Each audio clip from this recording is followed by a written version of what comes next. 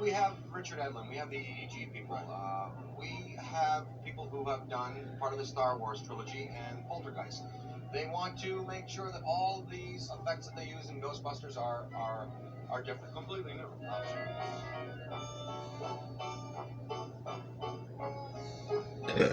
Excuse me. I'm Richard Edlund. I know not exactly what I did on the film. I did a lot of things.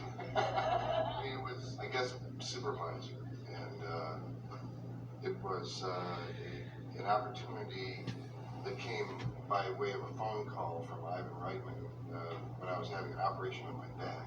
John Bruno was the visual effects partner at the Ghostbusters.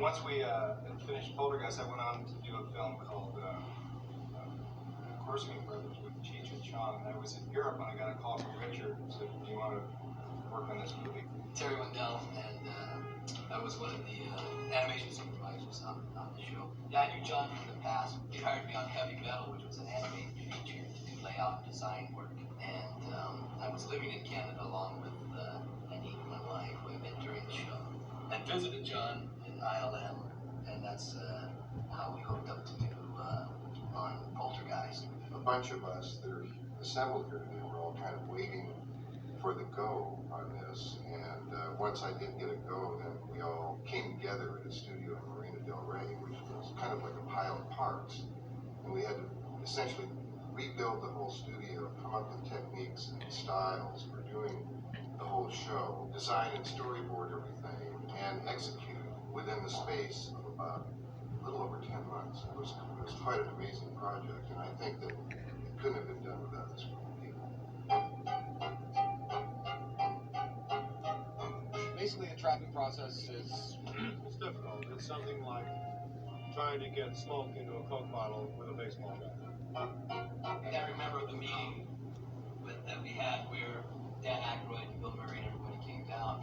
They had a very naive approach to making the effects, but they had a very energetic approach to the style of the film. They just wanted it to be balls out fun. They wanted people to be able to laugh, and they didn't care how it happened. So it was just, let's just do, it's like a three-dimensional cartoon. Let's just do it.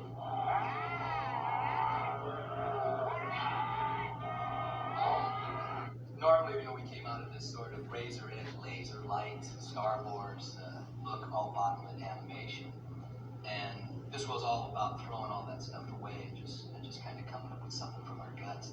He slimed me. The effects that were done at the time of Ghostbusters required a completely different type of ingenuity than exists today. I mean, the effects ultimately in Ghostbusters wound up costing about $5.6 million.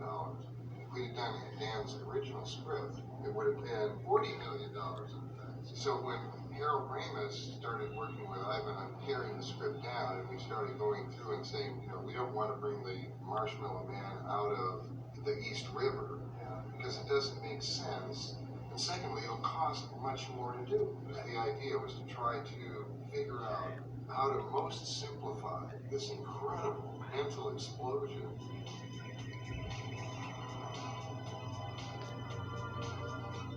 One of the signatures of the movie is the Neutrona Wand animation, which is the idea of rubberizing light and coming up with a comedic-looking animation once these guys with these berserk Neutrona Wands were let loose with them.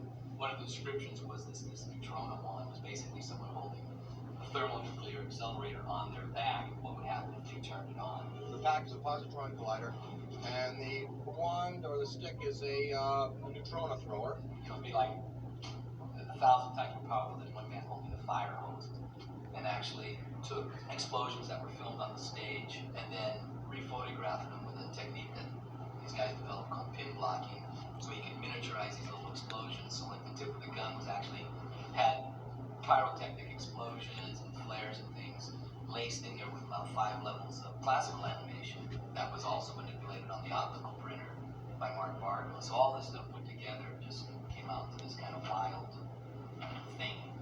And the first effect that we're going to see in the movie is you see the librarian in the library, and she tells him to shut up.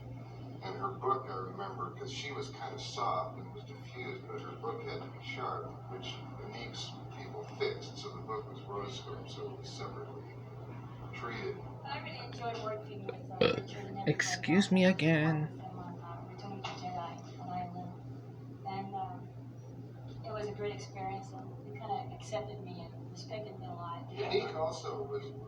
the bull by the horns, and if somebody wasn't producing, she'd let them know. And it was very effective, I think, you know. Very much so. Don't you guys all agree? We did get whipped every now and then. So I would end up, you know, connecting the image down, and on a cell, I would use like a pictograph number 00050, whatever, how small it would be, and outline frame by frame each character, so we would paint them black and then shoot them a bottom line. That probably took like 3 weeks to do that, 1 second, 2 seconds. All in all, from what was projected and what was done, came out work increase on her department was, you know, tenfold from what was projected. I remember positively surprising her with, oh, here's another shot. My shell kept going right on the shot. Yeah, trying to find ways to sneak up and leave the Kind of like grid without the she had lunch.